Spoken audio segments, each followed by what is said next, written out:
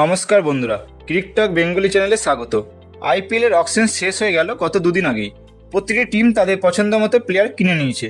2008 সাল থেকে অনুষ্ঠিত এই ইন্ডিয়ান প্রিমিয়ার লিগে বেশ কিছু রেকর্ড হয়ে গেছে ক্রিকেট প্লেয়ারদের। আজকের ভিডিওতে আইপিএল এর রেকর্ডগুলো তোমাদের বলবো, তোমরা তাড়াতাড়ি ভিডিওটি লাইক করে দাও। আইপিএল এর সব থেকে বেশি ম্যাচ খেলেছে মহেন্দ্র সিং ধোনি। তিনি মোট 264টি ম্যাচ খেলেছে। এবছর তাকে তার পুরনো টিম সিএসকে জার্সি পরে মাঠে খেলতে দেখবো আমরা। হয়তো এবছর তিনি তার আইপিএলের শেষতম আইপিএল খেলবে। এরপর হয়তো আমরা তাকে আর ব্যাট হাতে দেখতে পাবো না মাঠে কখনোই। সব থেকে বেশি উইকেট নিয়ে রেকর্ড করেছে যুজবেন্দ্র চাহাল। তিনি মোট 205টি উইকেট নিয়েছে। গত বছর রাজস্থান রয়্যালের হয়ে খেলতে দেখেছি আমরা, কিন্তু এবছর পাঞ্জাবের জার্সি পরে মাঠে দেখব। কিন্তু এই 205টি উইকেটের মধ্যে তার ম্যাক্সিমাম উইকেটটি আরসিবির মাঠেই, কারণ ও অনেক দিন ধরে আরসিবির মাঠে খেলছিল বা আরসিবির হয়ে খেলছিল বলা যেতেই পারে। কিন্তু তাকে আর আরসিবি রিটেন করেনি, তাই সে রাজস্থানে চলে গেছে। এবছর রাজস্থান তাকে ছেড়ে দিয়ে পাঞ্জাবের সে এসছে। বেশ ভালোই দাম পেয়েছে যুজবেন্দ্র চাহাল। আর সব থেকে বেশি অ্যাভারেজের ব্যাটসম্যান হচ্ছে কেএল রাহুল, মানে ক্লাস ব্যাটসম্যান যাকে বলে। তার অ্যাভারেজ 45.46। তিনি এবছর দিল্লি ক্যাপিটালের হয়ে খেলবে। সব থেকে বেশি স্ট্রাইক রেট অ্যান্ড্রু রাসেল, তার স্ট্রাইক রেট হচ্ছে 174.92। তিনি এবছরে কলকাতা নাইট রাইডার্সের জার্সি পরে মাঠে নামবে। আইপিএলের সব থেকে বেশি 50 করেছে, মানে অর্ধশতরান করেছে ডেভিড ওয়ার্নার।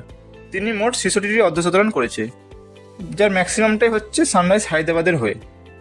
বেস্ট ফিগার্সের রেকর্ড করেছে আলজারি জোসেফ। তিনি 12 রান দিয়ে 6টি উইকেট নিয়েছে। আইপিএলে ব্যক্তিগত সব থেকে স্কোর ক্রিস গেলের, দ্য বিগ বস। তিনি একা 175টি রান করেছে। তোমাদের মনে আছে বন্ধুরা যে 175টি রান কোন টিমের এগেনস্টে করেছে? যদি মনে থাকে নিচে কমেন্ট করে জানাও। সব থেকে বেশি 6 মারার রেকর্ডও ক্রিস গেলের।